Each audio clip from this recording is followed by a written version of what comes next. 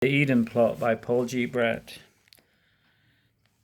This is how I see it, he said. The church is in decline, right? Hang on a bit. Of course they do, said Nicholas. Wrong. One believes in the bodily resurrection of Christ, while another says it's a spiritual truth. One says the Bible outlaws gays, and another says that's all out-of-date cultural stuff. One says there's nothing to stop women being priests, and another says it's impossible. A dog's a dog, a cat's a cat, you know, T.S. Eliot, as one says. Now wait, it's all a matter of interpretation. There are legitimate differences about how to express Christian beliefs and what they mean for behavior. Rubbish, rubbish. Nicholas, the church is going down the plug hole. Think about it this way. Smaller numbers, fewer people to pay the bills, moaning going on all the time about not enough money, and so fewer people coming, and then even less money. It's a vicious downward spiral, and attempts to jerk people out of it are just so much wind and emotion.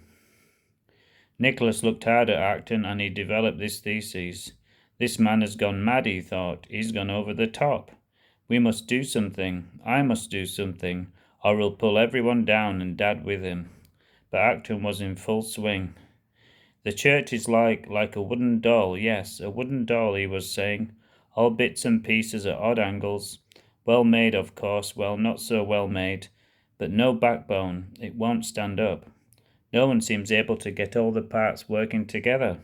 It's so depressing. I'm right, aren't I? But even if you are, what's to be done about it?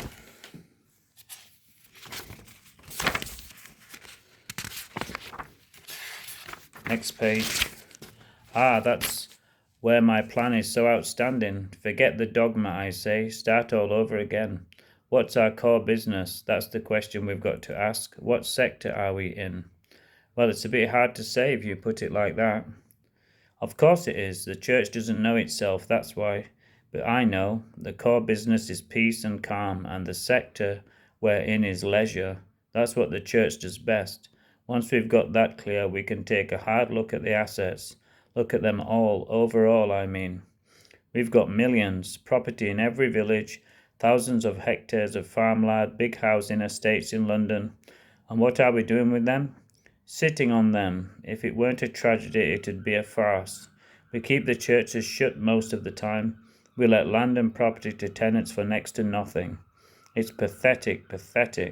But all that property is held in trust. You've got to act prudently with it. Hope you enjoyed this chapter of the Eden Plot. Please sub me if you liked it.